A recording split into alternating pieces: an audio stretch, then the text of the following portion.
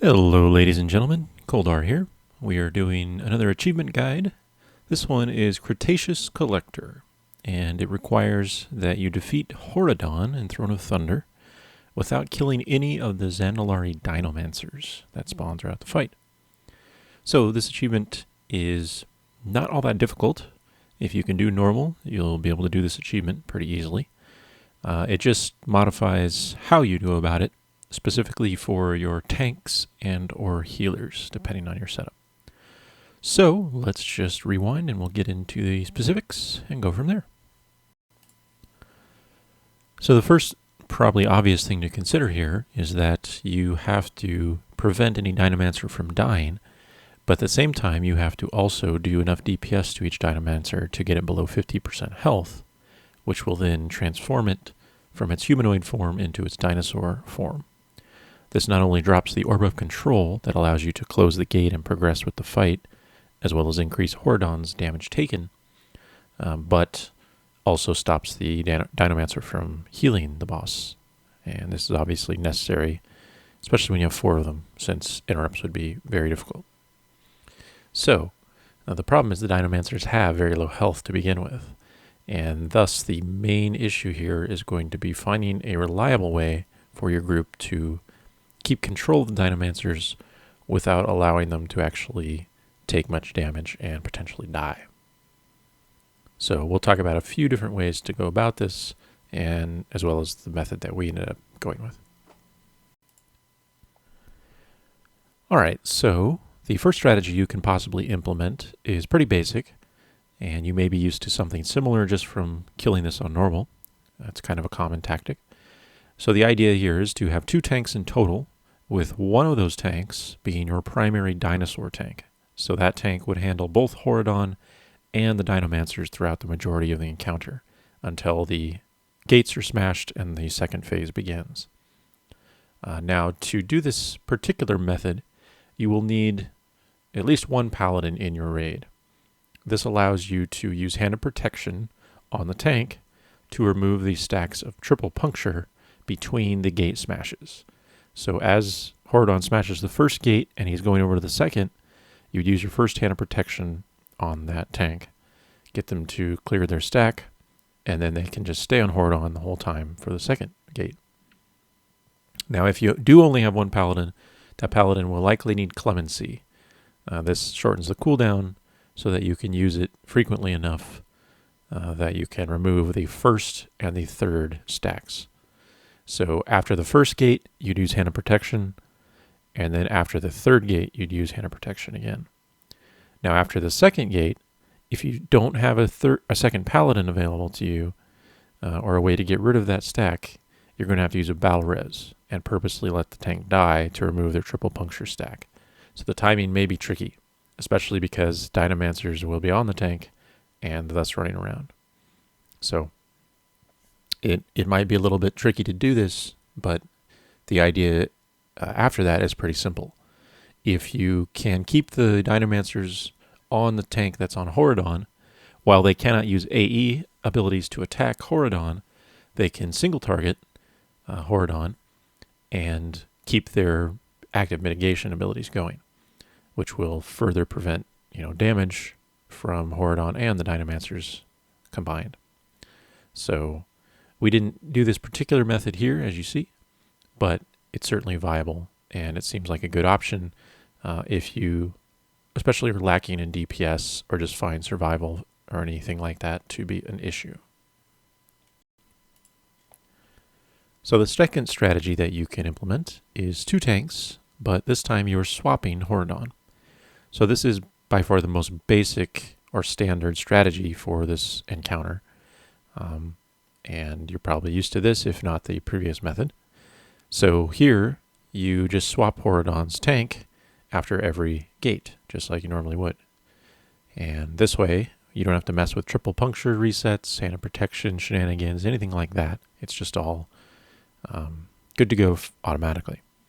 Now the downside to this method, of course, is that you still have to have 1 and only 1 tank exclusively holding the Dinomancers throughout the encounter. That means that when that tank is on Horridon, nothing is an issue. Everything's fine. So ideally you'd want that tank to hold Horridon for the second and the fourth gates, because the first one is, not really an issue since the Dinomancer spawns near the end of the wave. So the only one that would be a real trouble is the third one. Now the problem here is that while that tank that's on the Dinomancers is not tanking Horridon for a particular gate, he or she will have a lot of trouble with the adds. And specifically since that tank cannot use AE attacks because they will kill Dinomancers, threat initially picking up the adds is going to be very problematic. And beyond that, you can't just rely on, threat redirects like misdirect or whatnot, because they're only temporary. So in addition to not being able to AE to build threat, the tank has to use single targets to maintain that threat after they establish it. For that reason, if you're doing this method where you use two tanks but swap Horridon, I would strongly recommend that you find a way to try to have your Horridon tank, who is not the Dinomancer tank, also tank all the adds for their particular gate when they are on Horridon. So again, that would mean that the first gate, the non-Dinomancer tank is tanking most of the adds, at least the ones that spawn after the Dinomancer does. And then the same on the third gate. The tank that's on Horridon at the time that does not have Dinomancers should try to tank all the adds at the same time. Now, survival may be slightly an issue, but with enough cooldowns, it's theoretically possible, and certainly with enough healing. If you added another healer, this method would work just fine, and DPS would not really suffer, especially if you had a Disc Priest or Eminence Monk healer or something like that. The other reason that this can be tricky is that in addition to the tank that's on Dinomancers not being allowed to AE, this also means that DPS cannot AE accidentally, because these Dinomancers will die very quickly. They don't have very much health. So this is all the more reason that you should not allow your Dinomancer tank, if you're using this method, to try to tank any of the adds once Dinomancers are out. It's just a bad idea all around. You don't want them to be in that position if you can help it. So this probably is more complicated than using the Hand of Protection sort of triple puncture reset method. But again, if you don't have access to that, or you find that difficult for any given reason, this method will work if you're set on two tanks. So the third strategy is the method that we ended up implementing. And as I said, we didn't really try the other methods, so I can't really say which is better. But there are certain advantages to this method for sure. So that's why we went with it originally. So obviously the basic idea is that you use 3 tanks in total. Thus, one tank is solely responsible for handling Dinomancers, which is the role I'm playing here, while the other tanks are just dealing with the rest of the fight, just like you normally would. So the pros for this are pretty obvious. Your tanks that are switching Horridon don't have to worry about stacks at any point. They don't have to worry about AE damage on the adds. And probably most importantly, their survival is a lot higher than it would be if they were doing a 2-tank method, because they can use all their primary builders for their resources that they otherwise might not be able to. And this doesn't have any impact on the Dinomancers. Therefore, their survival from active mitigation will be higher on the adds or Horridon himself. So, if you can swing a 3-tank method and still maintain enough healing and or DPS to meet the requirement, which is not that high to be honest, then I would strongly recommend you try it this way.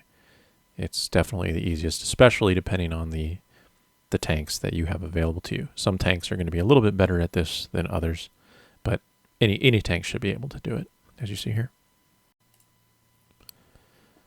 So the basic idea is that I pulled out, as a Dino-Tank, I pull out the Dinomancer as soon as it spawns and pull it to the opposite side of wherever Horridon is at the time.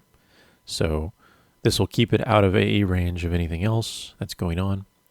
And allow me and one other DPS, in our case our enhancement shaman, to focus the Dinomancer down.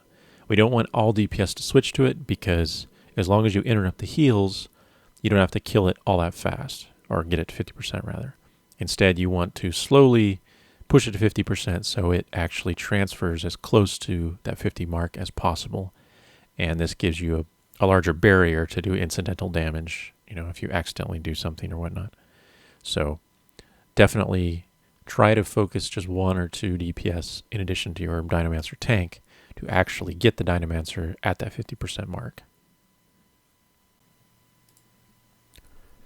So the other tip for the Dinomancer tank is that if you have the right ability and you're careful about the positioning of the Dinomancers, you can actually use AE or cone-based attacks that will not hit the Dinomancers while attacking Horridon. So the easiest way is to just keep the Dinomancers to your back, which is what I'm doing here. And by doing this, I'm able to use Cake Smash on Horridon, which is a short AE, but since they're behind me and far away, they don't actually get hit. So this is, of course, my primary resource generator as a monk tank, and therefore it helps my survival a great deal. This way, even though the dinosaurs are attacking me in the back, it's actually a lot less overall damage taken by me than they would be if I was not able to build that chi as rapidly, but they were attacking me from the front, so I was parrying and dodging instead. So all in all, if you can build up your resources at a normal rate, it doesn't really matter if you're facing or not facing the Dinomancers. They won't do that much damage to you.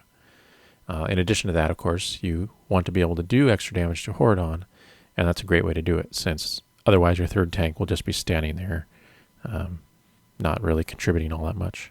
So you can see here when I'm not able to be in position to attack Horridon, I don't have anything to do. You can't really outrun them, so you can't kite them, so you just kind of stand there and help heal yourself or whatever. So yeah, if you can find a way to position yourself on the far side of Horridon and spend most of your time attacking him, you'll be able to do DPS and increase your survival, which will help a lot. Now additionally, tank selection may also be important for the Dinomancer tank.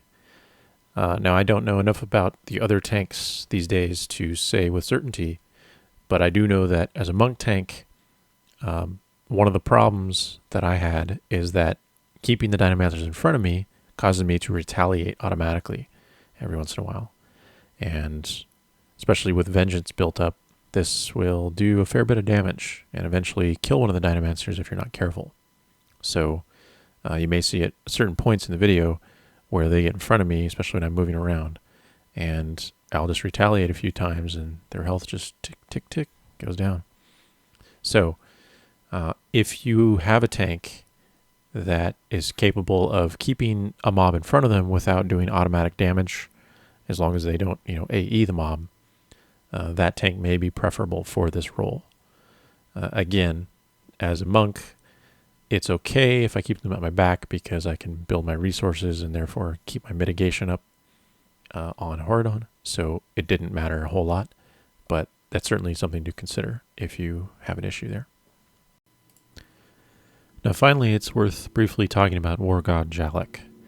If you are used to our normal guide strategy, you may know that with enough DPS, you actually can ignore War God and just kill Horridon. But in this particular case, our DPS is not especially high to begin with, plus we're using a third tank method, so it's even lower than it normally would be. With low enough DPS, War God will start to destroy your tanks. So you're going to have to kill him, most likely, if you're doing this achievement. So just keep that in mind.